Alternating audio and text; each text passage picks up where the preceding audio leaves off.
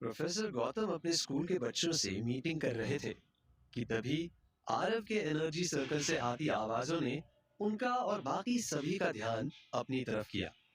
किसी को समझ नहीं आ रहा था कि यह आवाजें कहां से आ रही है। हालांकि प्रोफेसर गौतम को पता था कि यह आवाजें क्यों आ रही थी। वो इस बात को जानते थे कि कोई अपने ब्लड लीनिएज की पावर को जगाने की कोशिश कर रहा था।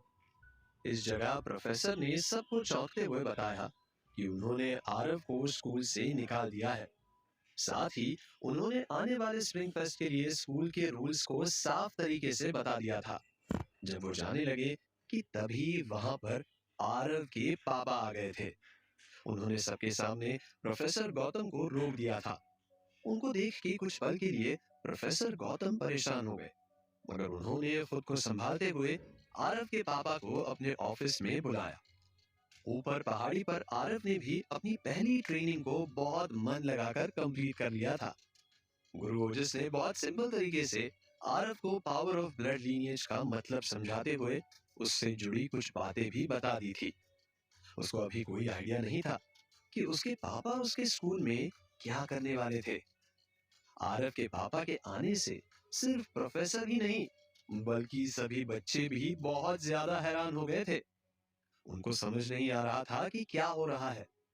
एक तो अभी अभी उन्होंने सुना था कि आरव को स्कूल से निकाल दिया गया है और अब यहाँ पर उसके पापा आकर बात करना चाहते थे। आज तो सभी बच्चों के पास गॉसिप करने का बहुत जबरदस्त टॉपिक मिला था। वो बहुत खुशी खुशी अपने हॉस्टल के कमरे में चले गए। इधर आरव के पापा प्रोफेसर के पीछे पीछे उनके ऑफिस तक चले गए थे। स्कूल के बाकी स्टाफ को आरव के पापा का बर्ताव अच्छा नहीं लगा था। उन लोगों ने हमेशा से प्रोफेसर को बहुत ज्यादा रिस्पेक्ट दी थी। आरव के पापा के अंदर जाते ही स्कूल स्टाफ ने आपस में बात करना शुरू कर दिया। अरे देखो तो कितना अजीब इंसान है। भला आज तक प्रोफेसर साहब को हमने पीछे से टोकने की हिम्मत नहीं की, और इनको देखो। पैसे का घमंड है यार। इनके बाप दादा भी बहुत बड़े आदमी थे, दूसरे आदमी ने कहा। हाँ, इतने बड़े आदमी थे कि उनको फुर्सत ही नहीं मिली कि अपने बच्चे पर ध्यान दे।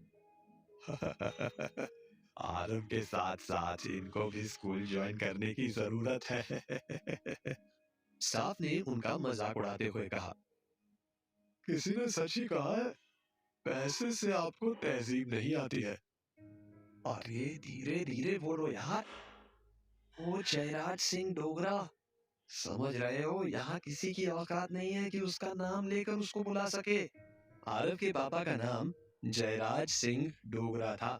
धीरे धीरे स्कूल के ग्राउंड में जमा हुई भीड़ गायब सी हो गई। प्रोफेसर गौतम भी अंदर की तरफ चले गए थे। आरव के पापा भी उनके पीछे आ गए। अंदर आते वक्त प्रोफेसर ने अपने ऑफिस बॉय को आरव के पापा के लिए कुछ खाने पीने को लाने के लिए कह दिया था। आइए बैठकर बात करते हैं। प्रोफेसर गौतम ने अपनी चेयर को आगे खिसकाते हुए कहा। हाँ, पहले मुझे ये बताइए कि मेरा बेटा कहाँ है? जयराज सिंह डोगरा ने पूछा। उनके चेहरे पर बेचैनी नजर आ रही थी। देखिए मिस्टर जयराज, मैं जानता हूँ कि बात बहुत सीरियस है, लेकिन हमें इस वक्त नहीं पता है कि आरव कहाँ है। प्रोफेसर गौतम ने हल्की आवाज में कहा। प्रोफेसर साहब, मैंने जब आरव को इस जगह पर पढ़ने के लिए भेजा था तब उसकी पूरी जिम्मेदारी आपको दी थी। अब मैं उसी के तहत आपसे सवाल कर रहा हूँ, कहाँ है मेरा बच्चा? जयराज ने टेबल पर अपना हाथ मारते हुए पूछा। जिम्मेदारी है डोगरा साहब, लेकिन आप मेरी बात को समझने की कोशिश करिए। हम लोगों ने उसको ढूंढने की। तभी अचानक से प्रोफेसर की बात को काटते हुए जयराज ने कहा। प्रोफेसर साहब, मेरे पास इतना वक्त नहीं है कि मैं यहाँ आपकी नाकामी को गिनने बैठूं। मेरी बात गौर से सुनिए। मेरा बेटा जैसा भी हो, वो मेरा बेटा है। उसको सजा देने का हक सिर्फ मेरा है। आप लोग होते कौन है उसको गुनहगार साबित करने वाले? आप प्लीज मेरी बात को पूरा तो होने दीजिए। मैं कोशिश कर रहा हूँ कि आरव को, मेरा बेटा आपके स्कूल से गायब हो जाता है और आप मुझे लेटर के थ्रू 10 दिन बाद इन्फॉर्म करते हैं। यही है आपकी रिस्पॉन्सिबिलिटी, हाँ? और मुझे कोशिश नहीं, कमिटमेंट चाहिए प्रोफेसर, कमिटमेंट। जयराज ने प्रोफेसर की आंख में आंख डाल के बोला। इस जगह पर प्रोफेसर ने ध्यान नहीं दिया कि रुद्रिक भी बाहर दरवाजे पर खड़ा उनकी और जयराज की बातें सुन रहा था। उनकी बातों को सुनकर रुद्रिक बहुत ज्यादा परेशान हो गया था। उसको समझ नहीं आ रहा था कि अब जयराज क्या करने वाले थे। वो लगातार प्रोफेसर को फटकार लगाए जा रहे थे।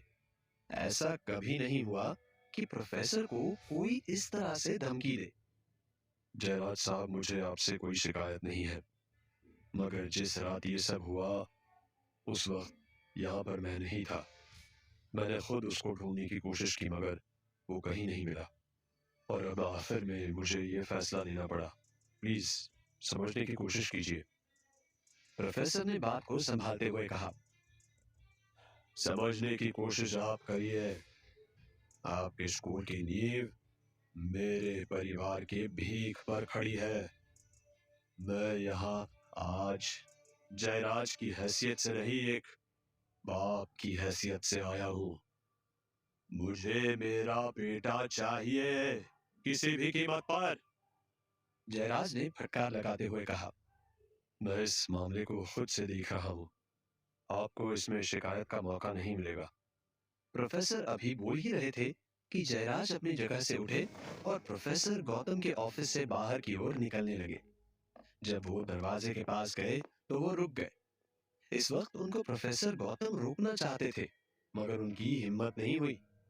लंबी सांस के साथ जयराज ने बहुत आराम से प्रोफेसर को जाते हुए कहा, अगर मेरा बेटा खुद से भाग गया है तो मैं इसकी पूरी जिम्मेदारी लूंगा।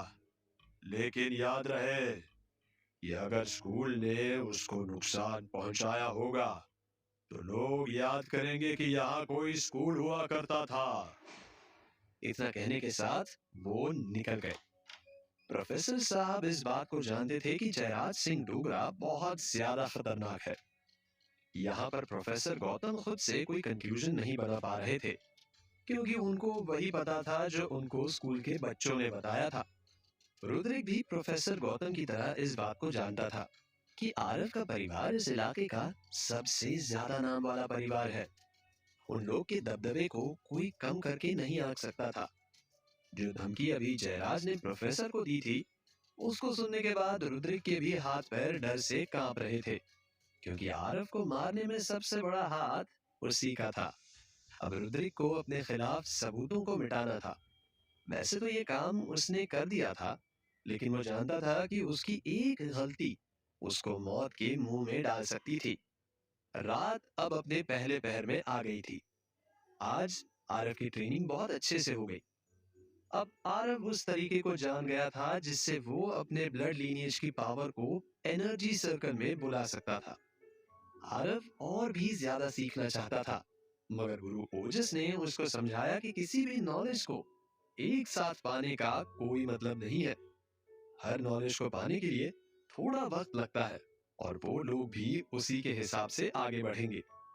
वैसे तो वो बहुत ज्यादा थका नहीं था क्योंकि उसको गुरु ओजस ने डिमोनिक आई की पावर से बांध दिया था। आरव अपने बिस्तर पर लेटा हुआ था। अक्सर जब भी वो कुछ बहुत अच्छा सीखता या कुछ अच्छा हासिल करता तो वो अपने पापा को बताता था। आज जब उसने अपने जीवन के सबसे बड़े ज्ञान को हासिल किया तो उसके पास कोई नहीं था जिससे वो इन सब बातों को शेयर करे। हालांकि उसने ओजस को गुरु बना लिया था मगर टीचर और डैड में बहुत अंतर होता है। गुरु ओजस से नजरें बचाकर वो अपने आंखों में आंसुओं को पीने की नाकाम कोशिश कर रहा था। ऐसा भी नहीं था कि उसके डैड ने उसको बहुत ज्यादा किसी बात के लिए छूट दे रखी थी। आरव को उसके घर में हर बात के लिए परमिशन लेनी पड़ती थी। उसके ऊपर इस हिसाब से कंट्रोल किया जाता था कि कोई सोच भी नहीं सकता था। मगर इन सब के बावजूद आरव उस जगह, उस घर, उस परिवार से खुद को कनेक्टेड फील करता था। वहीं दूसरी तरफ जयराज अपने कार में बैठकर अपने घर की तरफ निकल गए थे। वो जिस जवाब की तलाश में आए थे, उनको वो जवाब नहीं मिला था। जयराज सिंह डोगरा को इस बात का अफसोस हो रहा था कि उसने पहले ही क्यों नहीं स्कूल के लेटर को पढ़ा और उसका जवाब दिया। ये लेटर अभी भी उसके हाथ में ही था। अपने ड्राइवर से चिपके वो अपने कार के अंदर ही बैठ के रो रहे थे।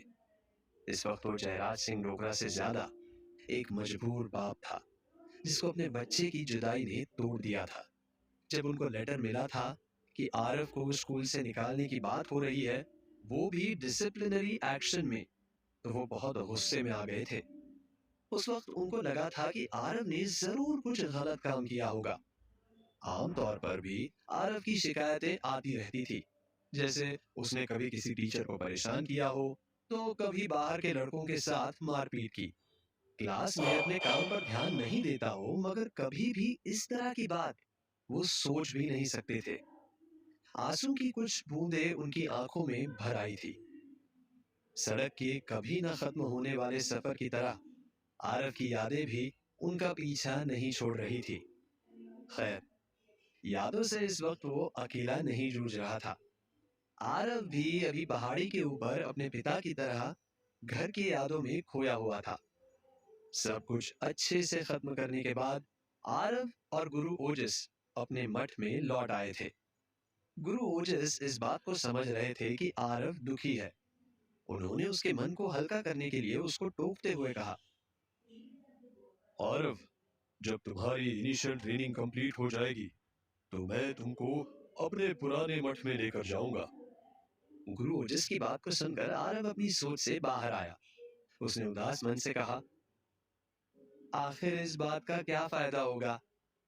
मैं जो भी हासिल कर लूं, अपने डैड का सिर अब कभी ऊंचा नहीं कर पाऊंगा। उनको मेरे कारण हमेशा जिल्लत की जिंदगी का सामना करना पड़ेगा। आरव, जीवन को देखने के बहुत से नजरिए होते हैं। अगर तुमको कुछ सही करना है तो तुमको पहले खुद को सही करना होगा। तुम्हारे साथ क्या हुआ है ये तुम जानते हो, मगर मैं इतना जानता हूं कि तुमको वापस जाकर खुद के लिए लड़ना चाहिए। लोग हमेशा आप पर पत्थर फेंकेंगे, ये हम पर डिपेंड करता है कि हम उस पत्थर से क्या बनाते हैं, कब्र या किला। गुरु ओजस ने कड़े शब्दों में कहा, आपका क्या मतलब है कि मुझे बाहर निकलकर अपने लिए लड़ना चाहिए? आरव ने चौंकते हुए पूछा। अगर खुद के लिए दुनिया से नहीं लड़ सकते तो ठीक है, अपने डैड, अपने परिवार के पोजीशन के लिए लड़ो। गुरु ओजस ने कहा। इस बार उनकी आवाज में गुस्सा था। अब मैं कुछ भी करूं, मुझे कोई भी सही नहीं समझेगा। इतना कहते कहते आरव की आंखों से आंसू आ गए। इस बार वो अपनी आंखों को रोक नहीं सका। मकसद सही हो तो लोग आपके साथ आ ही जाते हैं। अपने मकसद को बड़ा करो आरव, तुम खुद बड़े हो जाओगे। गुरु ओजस ने आरव के कंधे को थपथपाते हुए कहा। वो उसको हिम्मत देने की कोशिश कर रहे थे। आरव गुरु ओजस के सामने टूट कर रोने लगा। उसको कुछ समझ नहीं आ रहा था कि वो क्या करे अब। वो चाहता था कि वो खुद के नाम को बड़ा करे। वो चाहता था कि कुछ अच्छा करे, ताकि उसके डैड को उस पर फख्र हो। लेकिन जो दाग उसके साथ था, वो उसको ऐसा करने से रोक रहा था। ओजस ने आरव को आखिर में गले लगा लिया। छोटे बच्चे की तरह रोते हुए आरव उनसे लिपट गया। आज उसको ऐसे इंसान की जरूरत थी जो उसके तकलीफ को उसके हिसाब से समझ सके।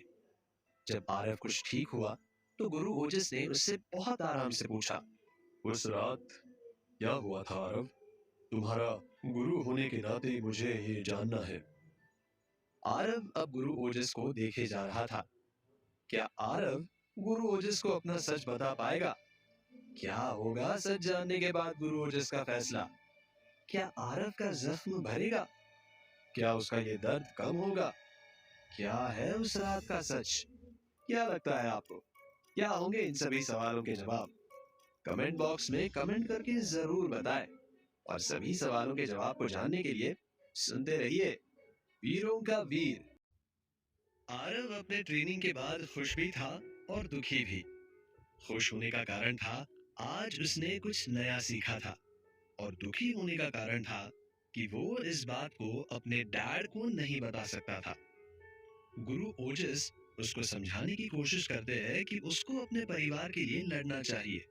ऐसा करने से ही वो अपने परिवार और दुनिया का सामना कर सकेगा, क्योंकि अगर आरव भागता है तो भी उसके माथे से वो दो दाग नहीं मिटेंगे, जो अभी आरव के लिए उसकी जान से भी ज्यादा इंपॉर्टेंट हो गए थे। जब आरव अपने आंसू में डूब गया तो गुरु ओजस ने उसे गले से लगाते हुए पूछा कि उसके साथ उस रात क्या हुआ था। आखिर वो कैसे स्कूल से बाहर फेंक दिया गया। उस रात की तरह आज रात का भी मौसम बहुत ज्यादा खराब लग रहा था। रात के आसमान में बादलों को देखना थोड़ा मुश्किल हो रहा था, मगर चमकती बिजली ने बहुत अच्छे से मौसम के मिजाज को बता दिया था। आरव अब चुप होकर अपने बिस्तर पर बैठ गया था। उसकी आंखों से आंसू अब सूख गए थे। उसके सामने गुरु ओजस अपने सवालों के जवाब के लिए बैठकर इंतजार कर रहे थे। भारी आवाज से आरव ने बोलना शुरू किया। उस दिन हमारे प्रोफेसर गौतम किसी काम से बाहर गए थे। मैं और मेरे कुछ दोस्तों ने बाहर जाने का प्लान बनाया। स्कूल के हॉस्टल में मेरी अच्छी जान पहचान थी, तो मुझे बाहर जाने की परमिशन मिल जाती थी। उस दिन इस ठंड के मौसम की आखिरी बर्फ गिरी थी। मैं शाम को हॉस्टल के पीछे वाले गेट से बाहर गया था। हम लोगों ने पास के मठ को एक्सप्लोर करने का प्लान बनाया था। हम लोग बहुत देर तक बाहर घूमते रहे। आखिर में जब रात होने लगी तो हम लोग वापस आ गए थे। इस वक्त तक सब ठीक था। मैंने आते ही वॉचमैन भैया से बात की। उन्होंने हमें बताया कि सब ठीक है, किसी को शक नहीं था कि हम बाहर गए हैं। आरिफ बोलते बोलते अचानक से रुक गया। वो गुरु ओजस को बहुत ध्यान से देख रहा था। उनकी आंखें बंद थी। इसके बाद उसने तुरंत ऊपर आसमान की तरफ देखा। उसको वहां कुछ दिखाई नहीं दिया। तभी गुरु ओजस ने अपनी आंखें खोली और आरव को मुस्कुराते हुए कहा, मैं मेडिटेट नहीं कर रहा हूँ, तुम परेशान मत हो, अपनी कहानी आगे बताओ। आरव ने राहत की सांस ली और बोलना जारी रखा। कहाँ था मैं? हाँ, हॉस्टल। जब मैं हॉस्टल की तरफ जाने लगा तो हवाएं तेज हो गई थी। पूरे स्कूल में लाइट नहीं थी, हर तरफ अंधेरा था। अचानक से मेरे पास एक लड़का आया और उसने मुझे एक लेटर दिया। उस लेटर में मुझे मैपल लाइब्रेरी के पास बुलाया गया था। मैपल लाइब्रेरी हमारे स्कूल की सेंट्रल लाइब्रेरी है। जब मैं उस जगह पर गया तो वहां पर एक लड़की खड़ी थी। जैसे ही मैंने उसको मोबाइल की टॉर्च से देखने की कोशिश की, उसने अपने कपड़े फाड़ लिए और हेल्प हेल्प चिल्लाने लगी। जब तक मैं समझ पाता तब तक बहुत देर हो गई थी। अचानक से कुछ लड़के आए, जिसमें मेरा दोस्त और स्कूल कैप्टन रुद्रिक भी था, और देखते ही देखते उन्होंने मुझे मारना शुरू कर दिया। मैं उससे रुकने को कहता रहा और वो लोग मुझे मारते रहे। बस इसके बाद जब मेरी आंख खुली तो मैं आपके पास था। तुमने खुद को बचाया नहीं? और वो लड़की कौन थी जिसने तुम पर इल्जाम लगाया था? क्या तुम उसको पहचान सकते हो? गुरु ओजस ने पूछा। ये सब इतनी जल्दी हुआ कि मुझे संभलने का मौका ही नहीं मिला। ये मेरे लिए उतना ही अनएक्सपेक्टेड था जितना कि थार रेगिस्तान में दिन के वक्त बर्फ गिरना। साथ ही वहां बहुत ज्यादा अंधेरा था। इस वजह से मैं उस लड़की को ठीक से देख नहीं पाया। जब उसने हेल्प चिल्लाया था तो डर के मारे मेरे हाथ से मोबाइल गिर गया था। आरव ने कहा। सब बातें इस तरफ इशारा कर रही है कि तुमको किसी ने बहुत अच्छे से प्लान करके फंसाया है, गुरु ओजस ने कहा। हाँ, सही कहा आपने। मुझे बहुत अच्छे तरीके से फंसाया गया है और मुझसे मेरा सब कुछ छीन लिया गया। आरव ने गुरु ओजस के बात को पूरा करते हुए कहा। अच्छा, एक बात बताओ, बुरा मत मानना मगर कुछ लापरवाही तुमने भी की है। गुरु ओजस की इस बात ने आरव के चेहरे का रंग बदल दिया। उसको समझ नहीं आ रहा था कि उसकी क्या गलती थी इस मामले में। उसने गुरु ओजस से पूछते हुए कहा, मैं समझा नहीं कि आप क्या कहने की कोशिश कर रहे हैं। मेरी क्या गलती है? बात बहुत साफ है बच्चे। तुमको खुद सोचना चाहिए था कि रात के 9 बजे कोई तुमको लेटर देकर क्यों बुलाएगा। दूसरी बात, अगर किसी ने बुलाया भी था तो तुमको जाने की जरूरत क्या थी। आखिर ऐसा क्या था उस लेटर में कि तुम खुद को रोक नहीं पाए। गुरु ओजस ने अपनी जगह से उठते हुए पूछा, लेटर में। इतना बोलकर आरव कुछ पल के लिए चुप हो गया। उसके बाद उसने दर्द भरी मुस्कुराहट के साथ कहा, लेटर में सुमायरा थी।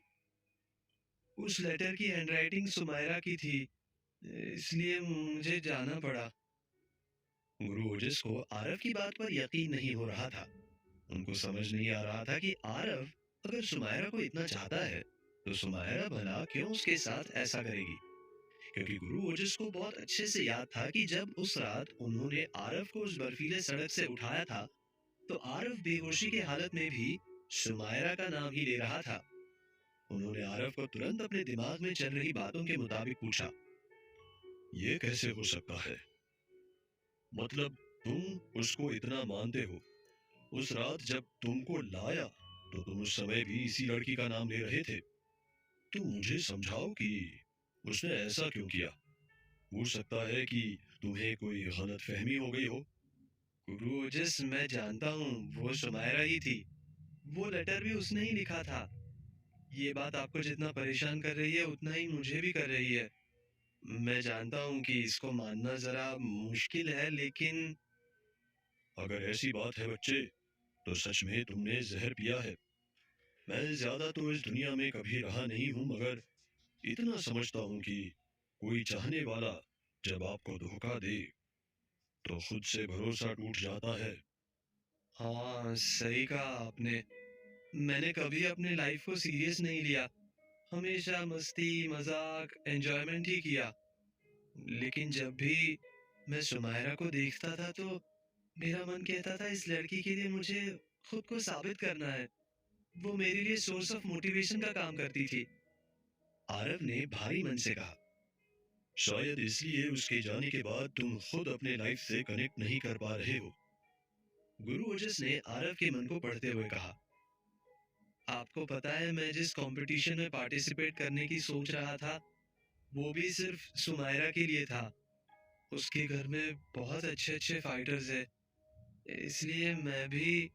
इसलिए तुमने भी सोचा कि तुम अच्छे फाइटर बनकर उसके घर के लोगों को इम्प्रेस कर दोगे और फिर सुमायरा, है ना। गुरु ओजस ने बात को पूरा करते हुए कहा। गुरु ओजस की बात को सुनकर आरव हंसने लगा। यहाँ आने के बाद वो पहली बार दिल खोल के आज हंसा था। कुछ पल के लिए आरव को हंसते देखकर गुरु ओजस भी बच्चे की तरह हंसने लगे। वैसे उनका स्वभाव ऐसा नहीं था। वो बहुत शांत और गंभीर रहते थे। शायद से उनके अंदर के अकेलेपन ने उनको शांत कर दिया था। प्लानिंग तो बहुत अच्छी थी, अफसोस एक बात का ध्यान नहीं रखा तुमने। उसके बारे में सोच लेते तो शायद से काम बन जाता तुम्हारा।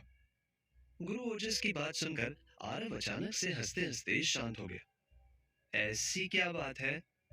बात यह है कि तुमने अच्छा करने का सोचा है, मगर दिक्कत बस एक बात की है। वो ये है कि तुम्हारा मकसद गलत था। गुरु ओजस ने क्लियर करते हुए कहा। कैसा मकसद गुरुजी, मैं समझा नहीं। गुरु की बातें आरव के सर के ऊपर से गुजर रही थी। अगर तुमने सिर्फ मार्शल आर्ट्स को अपने लाइफ का टारगेट बनाया होता तो शायद से आज ये दिन नहीं देखना पड़ता। आरव, जिंदगी सभी के पास है, मगर खास वही लोग हैं जिन्होंने अपने लाइफ के बदले में कुछ कंट्रीब्यूट किया है। इंसान को उसके मकसद से जाना जाता है। गुरु की बात को सुनकर आरव अपने मन में सोचने लगा। सुमायरा जैसी लड़की, क्या सुमायरा जैसी लड़की ऐसा सब कर सकती है। सवाल तो ये भी है कि उसने ऐसा क्यों किया, पता नहीं। तभी आरव को गुरु ने हल्के से सर पर मारते हुए कहा, बच्चे, मेरी बात पर ध्यान दो। मैं तुम्हारे साथ मस्ती नहीं कर रहा हूँ। माफ करना गुरुजी, मैं बस कुछ सोच रहा था। यही हाल रहा तो सोचते ही रह जाओगे। अपने इमोशन से ज्यादा भरोसा अपने एक्शन पर करो।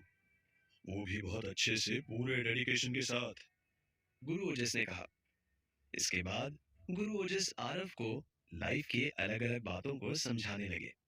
एक दफा मार खाने के बाद आरव ने भी गुरु ओजस की बातों को इग्नोर करने की हिम्मत नहीं की, क्योंकि अपने मन की गहराइयों से आरव जानता था कि गुरु ओजस जो कह रहे थे और जो सोच रहे थे वो उसके भलाई के लिए ही था। आरव का मन अब बहुत हल्का हो गया था। उसके दिलो दिमाग में जो कुछ चल रहा था वो उसने बहुत अच्छे से आज गुरु ओजस को बता दिया था। ऐसा करना आरव के लिए बहुत जरूरी था, मगर आरव अभी नहीं जानता था कि गुरु ओजस ने जानबूझकर इस बात को छेड़ा था। गुरु ओजस अभी इस बात को बहुत अच्छे से समझते थे कि आरव को अगर आगे कुछ सिखाना है तो सबसे पहले उसके मन को साफ करना पड़ेगा। उसको इस बात को समझाना पड़ेगा कि उसकी पुरानी सोच उसको बर्बाद कर सकती है। जैसे कि गुरु ओजस ने सोचा था, आरव अब पहले से ठीक था, मगर वो इस बात को भी बहुत अच्छे से समझते थे कि आरव का मन अभी बहुत कच्चा था। उसको मजबूत करने के लिए उनको बहुत ज्यादा मेहनत करनी थी। गुरु ओजस आरव के हर अच्छे बुरे को बहुत अच्छे से समझ रहे थे, ताकि वो उसको उसके हिसाब से वो बना सके जो उसके डेस्टिनी में है। गुरु ओजस इस बात से भी परेशान थे कि आरव को अभी उसके जीवन का सबसे बड़ा राज नहीं पता था। आरव अभी इस बात से अनजान था कि उसके पीछे सिर्फ गुरु ओजस ही नहीं, बल्कि उसके स्कूल के पुराने दोस्त और दुश्मन भी लगे हुए हैं। आधी रात को रुद्रिक ने उन सब बच्चों को बुलाया था जो उस रात आरव को मारने में इन्वॉल्व थे। वो लोग जयराज सिंह डोगरा के आने से परेशान थे। रुद्रिक ने बहुत अच्छे से अपने दोस्त को समझाया था कि सबको क्या बताना है उस रात के बारे में। जो परेशानी अभी प्रोफेसर गौतम फेस कर रहे थे, ठीक वही परेशानी अभी रुद्रिक भी झेल रहा था। आरव का गायब होना उन लोगों को बहुत ज्यादा खल रहा था। रुद्रिक तो चाहता था कि वो आरव की लाश को देख ले तो उसको चैन पड़ जाए, मगर उसका कहीं कुछ पता नहीं चल रहा था कि वो कहाँ है। अच्छा होता कि हम लोग उसको उस रात मार कर ही फेंक देते, रुद्रिक ने गुस्से से कहा। रुद्रिक, मुझे लगता है कि हमें खुद से उसको तलाश करना होगा। अगर वो जिंदा है तो हम लोग बहुत ज्यादा बुरा फंस सकते हैं। उत्कर्ष परेशान होते हुए कहने लगा। फंस नहीं सकते।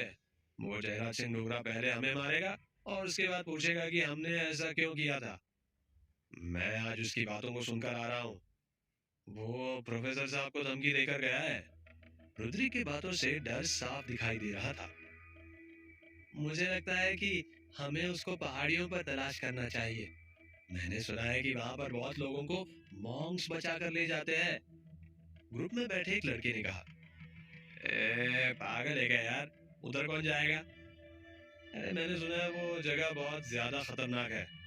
अरे वहां तो कोई ऐसे भी जिंदा नहीं रह पाएगा, रुद्रिक ने कहा। तू परेशान मत हो यार, हम लोग है ना। हम कल जाकर देखते हैं कि कौन है उन पहाड़ियों पर। अगर आरव मिल गया तो हम उसको वहीं से नीचे फेंक के खत्म कर देंगे। तू सिर्फ अपने कंपटीशन पर ध्यान दे, समझा? उत्कर्ष ने कहा। अपने दोस्त की बात सुनकर वो अब पहाड़ी की तरफ देखे जा रहा था। क्या है आरव के जीवन का वो राज जिसके लिए गुरु ओजस परेशान है? क्या आरव अपने दुश्मन से अपना बदला लेगा? क्या रुद्रिक के दोस्त आरव तक पहुंच पाएंगे? क्या मोड़ लेगी कहानी आरव की? क्या लगता है आपको? क्या होंगे इन सभी सवालों के जवाब? कमेंट बॉक्स में कमेंट करके जरूर बताएं। और सभी सवालों के जवाब को जानने के लिए सुनते रहिए वीरों का वीर। आरव के दुश्मन बहुत बुरी तरह से उसके पीछे लग गए थे। जहां आरव अपने ज्ञान को, अपने लिमिट्स को बढ़ाने की कोशिश में था, वहीं रुद्रिक अपने दोस्तों के साथ मिलकर आरव को तलाश करने की प्लानिंग कर रहा था। आरव के पापा ने जिस तरह का माहौल स्कूल में बनाया था, उसका असर अब रुद्रिक पर बहुत अच्छे से दिख रहा था। वो इस बात से डरा हुआ था कि अगर आरव जिंदा वापस आ गया तो जरूर से वो रुद्रिक का काला चेहरा सबके सामने ला सकता था। अगर रुद्रिक को जिंदा रहना था तो आरव का मरना बहुत ज्यादा जरूरी था।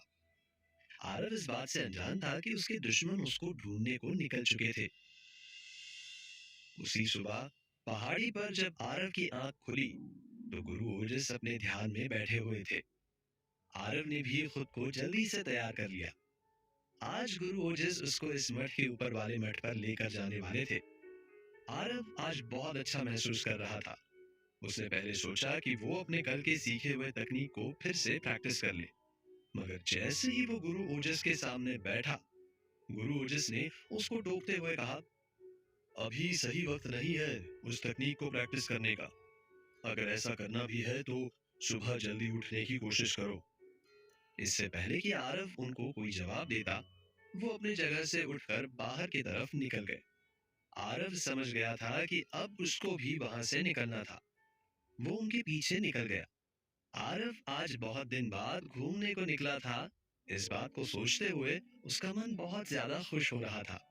हालांकि उसे अपने ढीले रवैये के लिए गुरु ओजस से फटकार पड़ी थी, मगर इससे उसको अब कोई फर्क नहीं पड़ता था।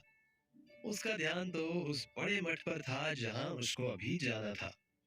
गुरु ओजस के साथ आरव बहुत आराम से उस रास्ते की तरफ निकल गया। पहले तो आरव गुरु ओजस के पीछे पीछे चल रहा था, मगर कुछ दूर आने के बाद वो अब गुरु ओजस के साथ कदम से कदम मिलाकर चलने लगा। जब कुछ आगे जाने पर आरव बोर होने लगा तो उसने बहुत आराम से गुरु ओजस से पूछा, अच्छा गुरुजी, हमारे पास कोई ऐसी शक्ति नहीं है जिससे कि हम डायरेक्ट वहां पर पहुंच जाए? मेरा मतलब आरव के बचकाने सवाल पर गुरु ओजस ने मुस्कुराते हुए कहा, होती होगी पर मैं इतना ज्यादा टैलेंटेड नहीं हूँ। आरव इस जवाब के बाद समझ गया कि उसके गुरु उसको पैदल ही लेकर जाना चाहते थे। ठीक है, मुझे ऐसे ही चलना है, आरव ने उदास मन से कहा। कुछ पल के इंतजार के बाद आरव, तुम कुछ ऐसा देखने वाले हो जिसकी तुमने उम्मीद नहीं की होगी। थोड़ा शांत रहो और आराम से चलो, गुरु ओजस ने कहा।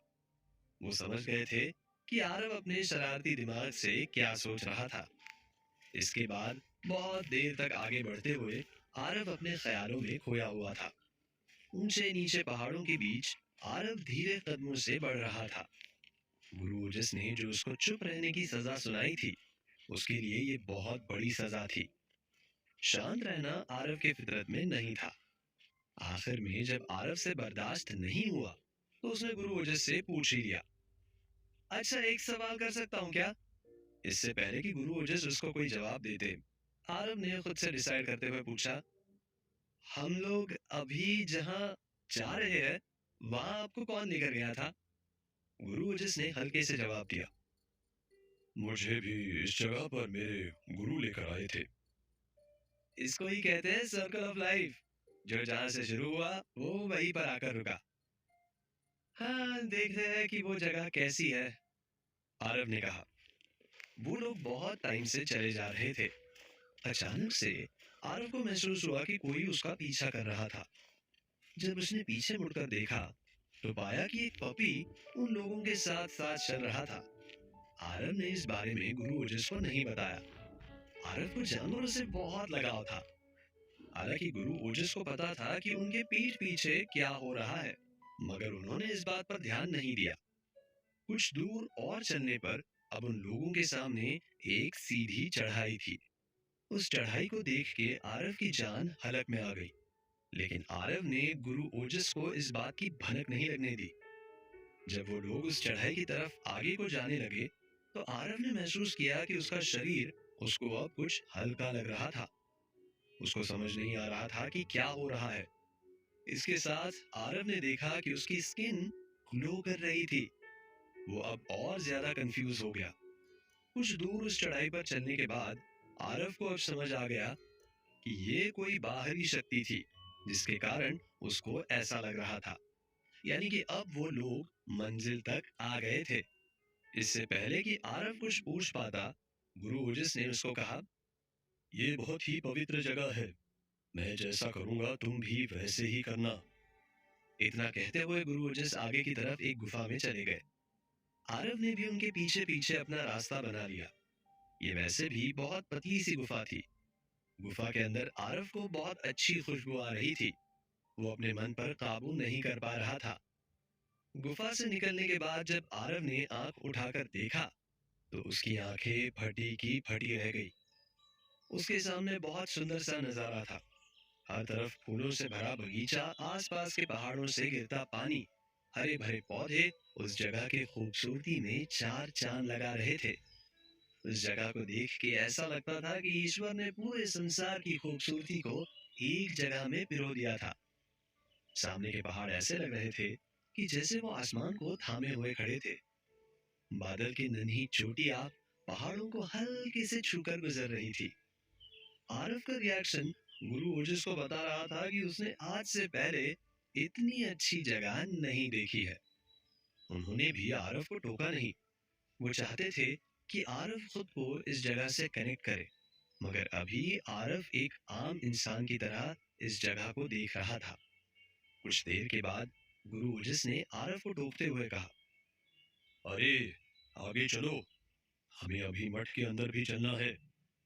गुरु ओजस की बात से आरव का ध्यान टूटा और उसने अपने कदम आगे बढ़ा लिए।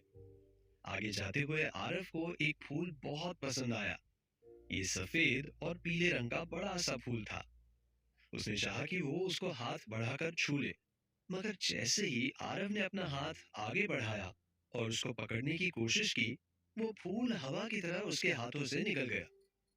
ये देख के आरव ने एक दफा फिर से कोशिश की। वो बार बार उस फूल को पकड़ने की कोशिश कर रहा था और हर बार वही हो रहा था। कंफ्यूजन के कारण आरव वही जमीन पर बैठ गया। इसके बाद उसने दूसरे पौधे को छूने की कोशिश की, मगर अंजाम वही हुआ। अचानक दूर से गुरु ओजस ने उसको टोकते हुए कहा, यहाँ पर किसी भी चीज को छूने की परमिशन नहीं है। तुम मेरे पास साथ साथ चलो, नहीं तो यहाँ पर गुम हो जाओगे। उनकी बात सुनकर आरव दौड़ता हुआ उनके पास गया। कुछ देर और उस बगीचे में से गुजरने के बाद अब आरव और गुरु ओजस एक झरने के पास गए। वहां पर काले और सफेद रंग के कुछ निशान बने हुए थे। ये किसी सिंबल की तरह लग रहे थे। आरव अभी वहां के नजारे में खोया था और गुरु ओजस उस झरने में अपने हाथ धोकर उस काले और सफेद दिखने वाले सिंबल के सामने मार्शल आर्ट्स के तरीके से प्रणाम किया। आरव को समझ नहीं आया, मगर उसने भी तुरंत उस झरने में हाथ को धोकर गुरु ओजस की तरह ही उस सिंबल को प्रणाम किया।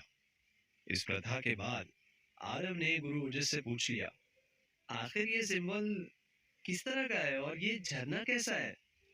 ये सिंबल नहीं है, ये है गॉड ऑफ यूनिटी। माना जाता है इनके लिए पूरी दुनिया एक है। मार्शल आर्ट्स में ऐसे तो बहुत सारे स्टाइल है, बहुत सारी एनर्जी है, मगर ये सब एक ही है। और ये झरना नहीं है, ये है पवित्र आत्मा का झरना, spring of the Holi spirit. ये भी हमारे शरीर के एलिमेंट से बना है। अगर इसमें तुम अपनी परछाई देखना चाहोगे तो नहीं दिखेगी। इतना कह के गुरु ओजस वहां से आगे बढ़ गए। आरव के मन में सवालों का तूफान उड़ रहा था, लेकिन वो इस बात को जानता था कि अभी गुरु ओजस उसको कुछ नहीं बताने वाले थे। वही पहाड़ों से ठीक नीचे घाटी में रुद्रिक के कुछ दोस्त और उसका सबसे अच्छा दोस्त उत्कर्ष आरव के सबूत तलाश रहे थे। सुबह सुबह स्कूल से निकलने के पहले उन्होंने रुद्रिक से वादा किया था कि वो आरव का कुछ न कुछ तो पता करके ही आएंगे। बहुत देर की तलाश के बाद भी उनको कुछ हाथ नहीं लगा था। थक हार कर उत्कर्ष ने यह फैसला किया कि वो अब पहाड़ों पर जाकर देखेगा।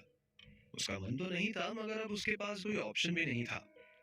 आरव के ना मिलने से उसके दोस्त और उसकी जान को खतरा था। उसके साथ आए हुए लड़कों का भी मन नहीं था। जब उत्कर्ष यहाँ पर कुछ दुकानदारों से बात कर रहा था, तो उसको कोई आदमी उसको दूर से देख रहा था। जब उत्कर्ष अपने दोस्तों के साथ वहां से पहाड़ी के ऊपर वाले हिस्से की तरफ निकल गया, तो उस आदमी ने अपना फोन निकाला और किसी को फोन किया। हेलो सर, आपके लिए एक खबर है, उस आदमी ने कहा। वो अपने आसपास के माहौल से भी चौकन्ना था कि कोई उसको सुन न रहा हो। बताओ क्या बात है, फोन के दूसरी तरफ से आदमी ने कहा। दरअसल ये आरव के पापा जयराज थे। सर, आपने जिन लोगों पर मुझे नजर रखने को कहा था, वो बहुत बेचैनी के साथ आरव बाबा को यहाँ पहाड़ी के नीचे वाले मार्केट में ढूंढने की कोशिश कर रहे हैं, आदमी ने कहा। क्या आरव उनको मिला? जयराज ने पूछा। नहीं सर, मगर उनको देख के लग रहा था कि वो बहुत जल्दी में है। वो बहुत ज्यादा परेशान लग रहे थे, जैसे कि उनको किसी बात का डर हो। वो आदमी बार बार कोशिश कर रहा था कि जयराज को आगाह करे कि कुछ गड़बड़ है। तुम उनके पीछे लगे रहो और अपने बाकी के लोगों को भी स्कूल के आसपास ही ढूंढने को कहो। मुझे यकीन है कि आरव कहीं आसपास ही होगा। इतना कहने के साथ जयराज ने कॉल कट कर दिया और अपने मन में कहा, हाँ, मैं अपने बेटे को घर वापस ला कर रहूंगा। इन सब बातों से अनजान आरव नए मठ को समझने की कोशिश कर रहा था। अब शाम ढलने को आ रही थी। उस जगह का जादू उसके दिमाग पर हावी हो रहा था। जब वो मठ के एक कोने में बैठा हुआ था, तब अचानक से उसका ध्यान एक लाल रंग के बॉल पर गया। कुछ देर तक उसने उसको देखा, मगर आखिर में अपनी जिज्ञासा को वो रोक नहीं पाया। अभी आरव के पास गुरु ओजस भी नहीं थे। वो अपने मेडिटेशन के लिए मठ के अंदर गए थे और आरव को बाहर इंतजार करने को कहा था। जैसे ही आरव ने आगे बढ़कर उस बॉल को छुआ, उसमें से बहुत सारी लाल रंग की रोशनी निकलने लगी। आरव को समझ नहीं आ रहा था कि ये क्या शुरू कर दिया था। इससे पहले कि वो कुछ कर पाता, अचानक से कुछ लोग मठ से बाहर आए और आरव पर हमला कर दिया। आरव ने उन लोगों को रोकने की कोशिश भी की, मगर वो लोग लगातार आरव पर हमला किए जा रहे थे। कुछ देर तक तो आरव को गुरु ओजस के सिखाए हुए ब्लड लीनिएज ने खुद को बचाया, लेकिन आखिर में लगातार हमला झेलते आरव के पास उसकी शक्ति कम होने लगी थी। आरव पर हमला करने वाले उसके शरीर के खास हिस्से पर वार कर रहे थे, जैसे कि घुटना, गला, सिर और छाती पर। आरव की हालत अब बहुत खराब हो गई थी। वो आखिर में जमीन पर गिर गया। मार खाते हुए भी उसके मुंह से गुरु ओजस का ही नाम निकल रहा था। जब आरव जमीन पर गिर गया, तो हमला करने वालों ने कहा, आज तो यहाँ से बाहर नहीं जा पाएगा। यहाँ हर गुनाह की सजा मिलती ही है। कौन है ये लोग जिन्होंने आरव पर हमला किया है? क्या गुरु ओजस आरव को बचा पाएंगे? कौन पीछा कर रहा है रुद्र के दोस्तों का? आपको क्या होंगे इन सभी सवालों के जवाब? कमेंट बॉक्स में कमेंट करके जरूर बताएं। और सभी सवालों के जवाब को जानने के लिए सुनते रहिए वीरों का वीर। नए मठ में आरव एक कोने में बैठकर आराम कर रहा था। गुरु ओजस मठ के अंदर अपने किसी काम से गए थे। अचानक से वहां पर आरव को हवा में तैरती एक लाल रंग की बॉल दिखी। उसका मन नहीं माना और उसने उस बॉल को छू दिया। ऐसा करते ही मठ में एक तूफान जैसा उठने लगा। आरव को समझ नहीं आ रहा था कि वहां क्या हो रहा था। इससे पहले कि वो कुछ ठीक कर पाता, कुछ लोगों ने आरव पर हमला शुरू कर दिया। बहुत देर आरव ने उनको रोकने की कोशिश की, मगर जब उसके शरीर से उसके ब्लड लीनिएज की ताकत खत्म हो गई, तो वो जमीन पर गिर गया था। हमला करने वाले उसको जिंदा नहीं छोड़ना चाहते थे। उनमें से एक ने अपने हाथों को पीछे करते हुए किसी शक्ति को जमा किया और उसको आरव की तरफ छोड़ दिया। ऐसा करते ही वो शक्ति अपना रास्ता देखती हुई आरव की तरफ आगे को बढ़ गई। ऐसा करते ही मठ के सभी हिस्से उस शक्ति से कांप उठे थे। उस शक्ति ने हवा में शेर का चेहरा बनाया और आरव के पास आ रही थी। इससे पहले कि वो आरव को छू पाती, अचानक गुरु ओजस ने आकर उसको रोक दिया। उन्होंने उस पावर को अपने हाथ पर लिया और अपने शरीर को पूरा घुमाते हुए बाहर की तरफ फेंक दिया। जैसे ही वो शक्ति दूर पहाड़ी से टकराई, वहां पर बहुत जबरदस्त विस्फोट हुआ।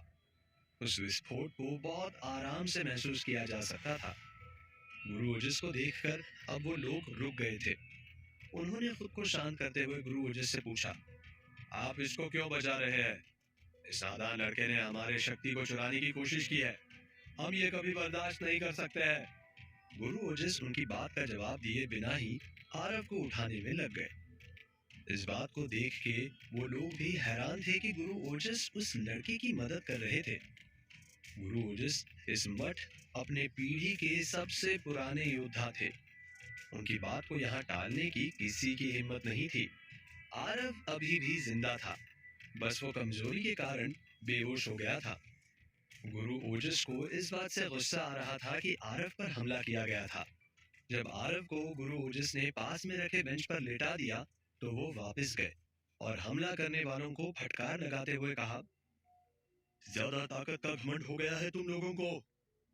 अगर कहो तो अभी तुमको तुम्हारी सही जगह पर ले चलूं। नहीं नहीं गुरु ओजस, आप गलत समझ रहे हैं। ये लड़का पता नहीं कहां से आया और ये हमारे एनर्जी बॉल को चुराने की कोशिश कर रहा था। मेरा इरादा आपको ठेस पहुंचाने का नहीं था। हमला करने वालों ने माफी मांगते हुए कहा। गुरु ओजस की आंखें गुस्से से नीली रंग की हो गई थी। उनके पूरे शरीर से एक एनर्जी वेव निकल रही थी। ये सिर्फ एक लड़का नहीं है, ये मेरा स्टूडेंट है। मैं ही इसको यहाँ पर लेकर आया था। अगर उसने एनर्जी बॉल को छू भी दिया तो इतना ज्यादा आग बबूला होने की क्या बात है। ताकत को रोकना सीखो। गुरु ओजस ने कहा। हम लोग इस बात को नहीं जानते थे, हमें माफ कर दीजिए गुरु ओजस। हमला करने वाले ने कहा। उनके चेहरे का डर अब अफसोस में बदल गया था। उसको ठीक से देखो। अरे वो एक बच्चा है और खुद को देखो। अभी उसने हमारे दुनिया में कदम रखा है। इस जगह पर क्या है क्या नहीं है ये बात उसको पता भी नहीं है। गुरु ओजस ने कहा। वो अभी भी गुस्से में ही लग रहे थे। इतना कहने के साथ वो आरव के पास जाकर बैठ गए। उनके बैठते ही हमला करने वाला आदमी आरव के पास आया और अपने दोनों हाथों को जोड़ता हुआ बहुत तेजी से रगड़ने लगा। कुछ पल बाद अचानक से उसके हाथों में फिर से एक रोशनी दिखाई दी। उसने बिना देर किए उस रोशनी को आरव के सर पर लगा दिया। जैसे ही आरव के सर ने उस रोशनी को अब्सॉर्ब किया, उसकी आंखें खुल गई। उठने के साथ ही उसकी नजर गुरु ओजस पर गई, जो उस वक्त उसके पैरों के पास बैठे हुए थे। आरव डर से उठा और कहा, मुझे माफ कर दीजिए गुरु ओजस। आपने मना किया था मगर मैंने आपकी बात नहीं मानी। उसको अच्छा देख के गुरु ओजस के चेहरे पर मुस्कुराहट आ गई थी। उन्होंने भारी आवाज में आरव को बोला, माफी मुझसे नहीं, अपने पीछे खड़े मॉन्क से मांगो, जिनको तुमने परेशान किया है। मुझे माफ कर दीजिए गुरु, मैं बस उसको देखना चाहता था। आरव ने उस मॉन्क से कहा। अरे कोई बात नहीं, गलती मेरी थी। मैंने तुमको गलत समझ लिया था। वैसे मेरा नाम याशे है। अभी मुझे कुछ काम है, मैं उसको पूरा करके तुमसे फिर मिलूंगा। हमला करने वाले ने आरव से कहा और वहां से वापस मठ के अंदर चला गया। उसके वहां से जाते ही आरव ने गुरु ओजस के पास आते हुए पूछा, इन्होंने कौन सी ब्लड लीनिएज इस्तेमाल किया था मुझ पर? तुम इतना यकीन के साथ कैसे कह सकते हो कि इन्होंने कोई ब्लड लीनिएज को यूज किया था? गुरु ओजस ने आरव से आश्चर्य में पूछा। क्योंकि जब वो मुझ पर हमला कर रहे थे तो उनकी आंखें चमक रही थी और उनके चेहरे पर शेर की आभा नजर आ रही थी। आरव ने कहा। हाँ, सही देखा है तुमने। वो ब्लड लीनिएज ऑफ लायन का इस्तेमाल कर रहे थे, जैसे हम लोग डिमोनिक आई को यूज करते हैं, मगर उनका लेवल तुमसे बहुत ऊपर है। इतना कहने के साथ गुरु ओजस अंदर की तरफ जाने लगे। आरव ने भी तुरंत उनका पीछा किया। उसके सवाल अभी भी खत्म नहीं हुए थे। अच्छा गुरु, क्या मेरी भी पावर यहाँ पर बढ़ जाएगी? उसके बाद उसने खुद इसका जवाब देते हुए कहा, ये अच्छा है, कितना मजा आएगा। गुरु ओजस और आरव मठ के उस हिस्से में चले गए जहाँ उनके रहने का बंदोबस्त किया गया था। शाम अब रात का दामन थामने को तैयार खड़ी थी। पहाड़ी के नीचे शहर में रुद्रिक के दोस्त बहुत बुरी तरह से थक गए थे। उन्होंने हर उस जगह को ढूंढ लिया था जहाँ पर आरव हो सकता था, लेकिन उनके हाथ कुछ भी नहीं लगा था। जब वो वापस आए तो रुद्रिक ने सबको हॉस्टल के पीछे वाले खाली मैदान में मीटिंग के लिए बुलाया था। उत्कर्ष इस बात को जानता था कि रुद्रिक आज कितना ज्यादा अपसेट होने वाला था। जैसे कि उत्कर्ष ने उम्मीद की थी, हुआ भी ऐसा ही। जब रुद्रिक ने सब लोगों के उदास चेहरे को देखा तो उसको समझ आ गया कि आरव का पता नहीं चला था। आखिर उस आरव को आसमान निकल गया या जमीन खा गई? रुद्रिक ने अपना गुस्सा दिखाते हुए कहा। एकदम से वहां पर खामोशी छा गई। जब किसी की हिम्मत नहीं हुई तब रुद्रिक के सबसे अच्छे दोस्त उत्कर्ष ने उसके कंधे पर हाथ रखते हुए कहा, तू ऐसे परेशान मत हो यार, तुझे ऐसा देखना अच्छा नहीं लगता। क्या करो यार, किसको अच्छा लगता है कि वो ऐसा रहे। मगर इस आरव ने मेरा जीना हराम कर दिया है। मुझे समझ ही नहीं आ रहा है कि क्या होने वाला है। हाँ, जब वो यहाँ पर था तब भी मैं परेशान था, और जब वो यहाँ पर नहीं है तब भी मैं उसको लेकर परेशान ही हूँ। रुद्रिक सच में बहुत ज्यादा परेशान और उदास लग रहा था। ओए तू परेशान मत हो यार, हम कुछ कर लेंगे। लेकिन एक बात तो साफ है कि हमने उसको जितना मारा था वो खुद से तो कहीं नहीं जा सकता। जरूर से किसी ने उसकी मदद की है। उत्कर्ष ने कुछ सोचते हुए कहा। जानता है यार, आजकल रात को मुझे आरव के बाप जयराज सिंह डोगरा के सपने आते हैं। अरे ऐसा लगता है कि वो हर पल मुझे मारने को आ रहा है। रुद्रिक की इस बात से उत्कर्ष समझ गया कि जरूर से रुद्रिक के दिमाग पर अभी जयराज का डर हावी था। उसने उसको समझाते हुए कहा, यार देख, अगर आरव मिल भी जाता है तो मुझे नहीं लगता कि वो डर से किसी को कुछ बताएगा। वैसे भी वो जोकर ही था। हमने जिस तरह के केस में फंसाया है, इससे उस पर कोई भी भरोसा नहीं करेगा, फिर चाहे वो उसके पिता ही क्यों ना हो। मैं फिर से उसको ढूंढने जाऊंगा, तू रिलैक्स कर। दूसरी तरफ जयराज अपने असिस्टेंट के साथ अपने घर के सामने वाले गार्डन में बैठकर बात कर रहे थे। असिस्टेंट उनको बिजनेस के बारे में बता रहा था, लेकिन उनका ध्यान कहीं और था। आखिर में जब असिस्टेंट ने देखा कि उसके बॉस उसकी बातों पर ध्यान नहीं दे रहे, तो उसने उनको टोकते हुए कहा, सर मैं जानता हूं कि आप आरव बाबा को लेकर परेशान हैं, लेकिन हिम्मत हारने से क्या होगा। बात परेशान होने की है, इसलिए परेशान हो रहा हूँ। आरव ने दुनिया नहीं देखी है, वो तो ये भी नहीं जानता कि उसके लिए क्या अच्छा और क्या बुरा है। वो इतना कहते कहते जयराज की आंखों में कुछ आंसू आ गए। सर आप प्लीज अपने आप को संभालिए, आप हिम्मत छोड़ देंगे तो कैसे होगा। असिस्टेंट ने पानी देते हुए कहा, आरव लाख शैतान ही सही क्यों ना हो, उसकी कमी खलती है मुझे। जयराज ने कहा। उसकी आवाज में उसका दर्द दिख रहा था। सर हमारे आदमी बहुत अच्छे से उसकी तलाश में लगे हैं, शहर का कोई भी कोना नहीं बचेगा। मुझे तो शक है कि आरव बाबा को स्कूल में ही साजिश करके निकाला गया है। असिस्टेंट ने हिम्मत देते हुए कहा, शक तो मुझे भी है कि आरव के गायब होने में स्कूल का हाथ है। जयराज ने खुद को संभालते हुए कहा, आइए सर, आपको आराम की जरूरत है और रात भी काफी हो गई है। मेरे ख्याल से आपको अब अंदर जाना चाहिए। असिस्टेंट ने घर की ओर इशारा करते हुए कहा, हाँ, अब मेरे हिस्से में ये रात ही तो बची है, देखते हैं अगली सुबह कब होती है। इतना कहते हुए जयराज अंदर की तरफ चले गए। अगली सुबह आरव जब बड़े मठ में सोकर उठा तो उसने देखा कि गुरु ओजस उसके पास नहीं थे। वो अपने आंखों को मलते हुए बाहर आया। आज फिर इस जगह ने उसको चौंका दिया। उसने पाया कि सामने के गार्डन में बहुत सारी तितलियां उड़ रही थी। फूल और तितलियों का ये प्रेम उसको अंदर से पॉजिटिव एनर्जी दे रहा था। मठ के दीवारों से बाहर आने पर आरव ने पाया कि गुरु ओजस एक दीवार से सर को लगाकर कुछ प्रार्थना कर रहे थे। उसने भी उनको फॉलो करते हुए वैसा ही किया, मगर जैसे ही उसने उस दीवार से सर को लगाया, दीवार ने उसको पीछे की तरफ फेंक दिया। एक जोरदार आवाज के साथ आरव पीछे की तरफ गिर गया। गुरु ओजस ने उसको फिर इशारे से अपने पास बुलाया और उसके हाथ को हल्के से काट कर उसके खून को उस दीवार पर लगा दिया। उस दीवार ने उस खून को एक चमकती रोशनी के साथ सोख लिया। इसको करने के बाद आरव ने जब उस दीवार पर सिर को लगाया तो उसको बहुत अच्छा फील हुआ। आरव समझ गया कि ये मठ का बायोमेट्रिक सिस्टम था। उसने अपने मन में कहा, कूल। वो इससे पहले कि गुरु ओजस से बात कर पाता, गुरु ओजस को किसी ने बुला लिया। आरव अब अकेला हो गया था।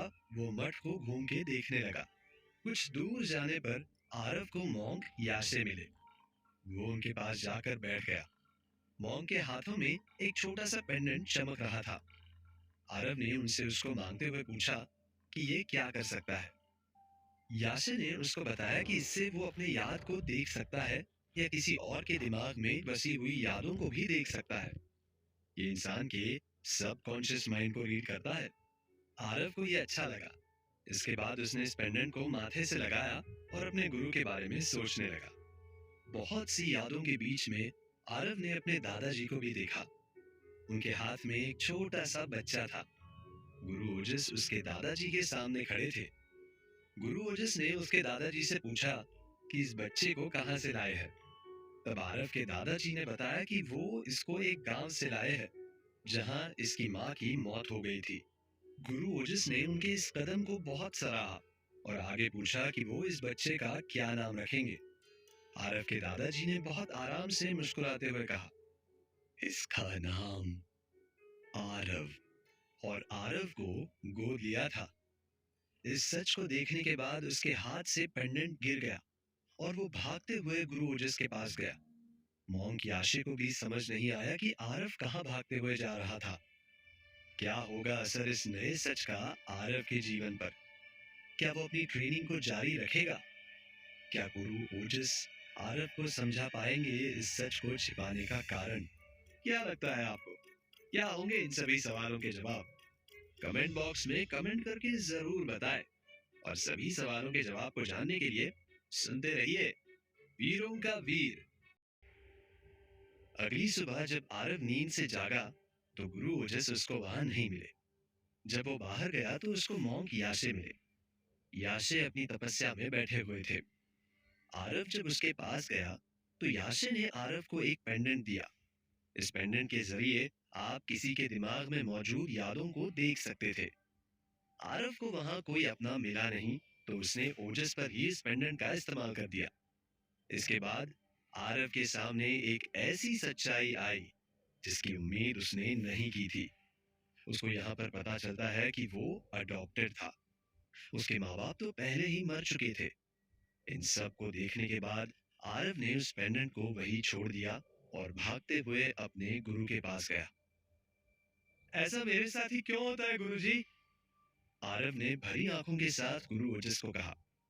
आरव की आंखों में गुस्सा और दर्द था। उसके ऐसा बोलते ही मठ के सभी लोग उसकी तरफ देखने लगे। वही ओजस को समझ नहीं आ रहा था कि आखिर ऐसा क्या हो गया था कि आरव ऐसे सवाल कर रहा था। ऐसा क्या हुआ है बच्चे, मुझे बताओ, गुरु ओजस ने पूछा। आप जानते हैं उस बात को, मैं अडॉप्टेड हूँ, आरव ने अपने आंख के आंसू को पोंछते हुए कहा। आरव के इतना बोलते ही वहां खड़े सभी लोग वहां से हट गए। वो आरव और ओजस को अकेले इस मैटर पर बात करने देना चाहते थे। ओजस भी समझ गए थे कि आरव को अभी बहुत बड़ा धक्का लगा था। वो आरव के सामने कुछ पल के लिए खामोश खड़े रहे और फिर धीरे से कहा, बच्चे, मैं जानता हूं कि तुम्हारे दिमाग में क्या चल रहा है। इतना सुनने के साथ आरव अपने आंखों से आंसू पोंछते हुए सामने के गार्डन में चला गया। उसका दिमाग अभी इस बात को एक्सेप्ट नहीं कर पाया था। दूसरी तरफ आरव के घर पर उसके मॉम डैड बैठकर चाय पी रहे थे, मगर आरव के पिता का दिमाग कहीं और ही था। उनकी पत्नी ने उनसे पूछा, कुछ पता चला आरव का? आप कुछ बोल क्यों नहीं रहे? नहीं, मुझे समझ नहीं आ रहा क्या करूं। मैं उस बात के बारे में सोच रहा था जिस बात को हमने आरव से छिपाया है। पता नहीं हम। जयराज ने कहा, अभी कुछ नहीं बिगड़ा है, हम उसे सच बता देंगे, आरव की मां ने कहा। लेकिन उसके लिए उसका होना जरूरी है, तुम समझ रही हो ना? जयराज ने कहा। मुझे मेरे बच्चे को देखना है, आप कुछ भी कीजिए, जल्दी मुझे उसे अपने गले से लगाना है। आरव की मां के आंखों में आंसू थे। इस बार आने दो उसको, मैं सबसे पहले उसको बताऊंगी कि मैं उसको कितना चाहती हूँ। मेरे लिए वो मेरा हिस्सा है। अपनी पत्नी की बात को सुनते ही जयराज के आंखों में आंसू आ गए थे। ये देखकर आरव की मां अपनी जगह से उठकर जयराज के पास आई और उनको गले लगाते हुए कहा, आप परेशान मत हो, वो बहुत जल्द वापस आ जाएगा। मुझे उसकी फिक्र होती है, जयराज ने भारी आवाज में कहा, मैं भगवान से यही प्रार्थना करती हूँ, मेरे बच्चे की रक्षा करना। मुझे यकीन है वो वापस आएगा। आरव की माँ ने उसके पिता को समझाते हुए कहा। वही पहाड़ी पर कुछ देर तक तो गुरु ओजस आरव के पास नहीं गए, मगर बाद में उनको आरव के आंसुओं ने खींच लिया था। वो जब आरव के पास गए तो आरव गार्डन में अकेले बैठा हुआ सामने की पहाड़ी को देख रहा था।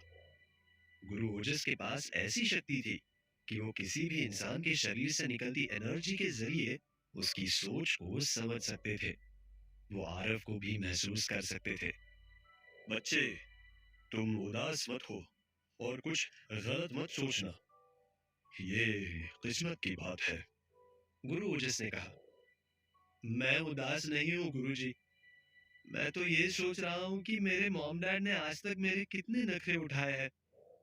उन्होंने कभी मुझे इस बात को जाहिर नहीं किया कि वो मुझ पर कोई एहसान कर रहे हैं। मेरी हर छोटी बड़ी गलती को उन्होंने माफ कर दिया। गुरु ओजस आरव की बात सुनकर शॉक भी हुए और खुश भी। आरव ने आगे कहा, अक्सर मॉम डैड और बच्चों के बीच एक गैप होता है, जनरेशन गैप, मगर मुझे आज तक इस गैप का पता नहीं चला। वो हमेशा मेरे लिए थे जब मुझे उनकी जरूरत थी। अब तुम्हारी बारी है। सच कहूं बच्चे, आज मुझे इस बात की खुशी है कि तुम मेरे स्टूडेंट हो। गुरु ओजस ने ये कहा। उनके चेहरे पर गर्व के निशान थे। आरव कुछ पल के लिए वही शांत बैठ गया। एक एक करके उसके दिमाग में वो सब यादें चलने लगी जो उसने अपने घर में बिताई थी। बचपन की वो बेहतरीन यादें, वो आरव का पहली दफा साइकिल चलाना, रूठ जाने पर माँ का मनाना। आरव अब समझ गया था कि उसके जीवन का सच यही था। गुरु ओजस इस वक्त उसके पास ही बैठे हुए थे। आपने सही कहा था गुरु ओजस, इंसान का मन ही उसका दुश्मन है। लेकिन अब मैं आपसे वादा करता हूँ, मैं अब वो हासिल करूंगा जिसके लिए मेरे मॉम डैड को मुझ पर गर्व हो। आरव ने कॉन्फिडेंस से कहा। तुम उनकी कमी महसूस कर रहे हो? गुरु ओजस ने पूछा। ये भी कोई पूछने वाली बात है, मैं उनके बिना कुछ नहीं हूँ, आरव ने कहा। बस तो उन लोगों तक जाने का रास्ता ढूंढो, तुम्हारा सफर शुरू हो गया है, ओजस ने कहा। वो रास्ता उस कंपटीशन से होकर गुजरता है। अब अपने मॉम डैड से उस कंपटीशन के बाद ही मिलूंगा। इतना कह के आरव ओजस के पास से मठ के अंदर चला गया। गुरु ओजस उसके मन की तकलीफ को बहुत अच्छे से समझते थे, मगर ये उसकी अपनी लड़ाई थी जिसमें उसकी मदद कोई नहीं कर सकता था। बड़े मठ में कुछ दिन ऐसे ही गुजर गए। हर गुजरते दिन के साथ आरव के अंदर बहुत बदलाव आ रहे थे। वो अपने वक्त का हर मिनट बहुत अच्छे से इस्तेमाल कर रहा था। आरव के अंदर के बदलाव को महसूस करना बहुत ज्यादा मुश्किल नहीं था। ओजस ने भी इस बात को नोटिस किया था कि आरव का डेडिकेशन लेवल बहुत अच्छा हो गया था। जिस तरह वो सुबह लेट उठा करता था, अब वो आदत गायब हो गई थी। अब आरव सुबह सबसे पहले उठकर अपने मेडिटेशन को प्रैक्टिस करता था। उसके बाद आगे की ट्रेनिंग में जाता था। मठ में आए सभी मॉन्क ने भी आरव के मेहनत को सराहा था। आरव अब अपनी शक्तियों को बहुत अच्छे से कंट्रोल कर लेता था। हर एक नए दिन के साथ आरव खुद को बेहतर बना रहा था। वो खुद को उस कंपटीशन के लिए तैयार कर रहा था। उधर स्कूल में प्रोफेसर गौतम ने सुमायरा और रुद्रिक को स्प्रिंग फेस्ट के लिए तैयारी करने को कहा था। सुमायरा को डेकोरेशन का काम दिया गया था और रुद्रिक को सब चीजों को मैनेज करना था। कंपटीशन के लिए ये बहुत ज्यादा जरूरी था, क्योंकि इस कंपटीशन में बहुत दूर दूर से लोग आते थे। स्कूल के लिए ये बहुत बड़ा मौका था। बहुत सारे नए स्पोर्ट्स होने वाले थे। सुमायरा कुछ बच्चों के साथ मिलकर स्टेज को सजाने के काम में लगी हुई थी। तभी वहां रुद्रिक आ गया। रुद्रिक बहुत दिनों से देख रहा था कि सुमायरा उसको आरव के हादसे के बाद से इग्नोर कर रही थी। वो काम के बहाने से सुमायरा के पास गया और उससे बात करने की कोशिश की। हाय सुमायरा, कैसी हो और तैयारी कैसी चल रही है? हाँ? अपनी आंखों से देख तो रहे हो, इसमें पूछने वाली बात क्या है? सुमायरा ने उसे इग्नोर करते हुए कहा। जो जैसा दिखता है अक्सर वैसा होता नहीं है। अब लाइट को ही देखो, वो अपने आप में एक इल्यूजन है, रुद्रिक ने कहा। वो जानबूझकर सुमायरा से ऐसे बातें कर रहा था। रुद्रिक, मैंने पहले भी कहा है कि मेरे पीछे अपना वक्त मत बर्बाद करो। जो वक्त मुझे दे रहे हो वो आरव को ढूंढने में लगाओ। ज्यादा अच्छा रहेगा तुम्हारे लिए, सुमायरा ने सुनाते हुए कहा। अच्छा, सिर्फ मेरे लिए अच्छा होगा या हमारे लिए अच्छा होगा? याद करो उस लेटर को जो तुमने आरव को बुलाने के लिए लिखा था, समझ रही हो? वैसे तुम परेशान मत हो, आरव के पीछे मेरे आदमी गए हैं। तुम मुझे ब्लैकमेल कर रहे हो?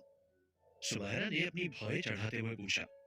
नहीं, मैं तुम्हें याद दिला रहा हूँ कि अपने गिल्ड से बाहर आओ और उस जोकर को अपने दिमाग से निकालो, रुद्रिक ने सुमायरा से कहा।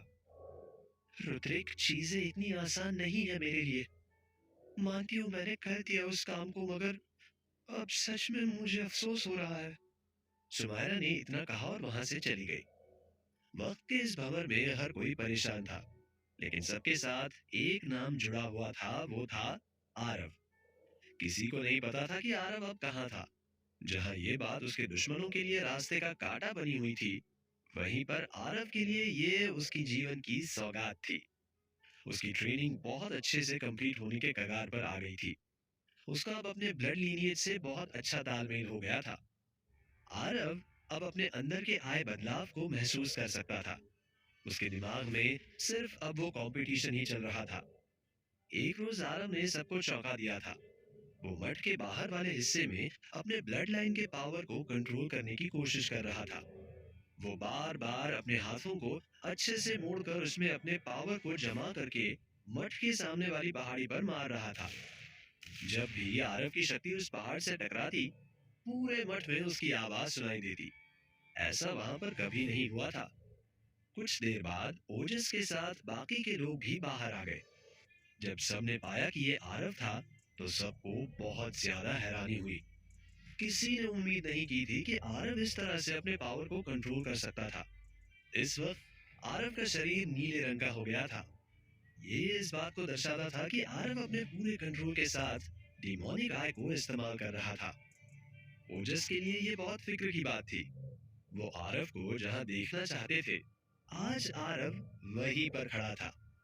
उन्होंने आरव को रोकते हुए उसको वापस चलने को कहा। आरव अभी यही सोच रहा था कि उन लोगों को फिर से पैदल जाना पड़ेगा, इसलिए वो ओजस से आगे निकल गया था। मगर बाद में ओजस ने उसको रोका।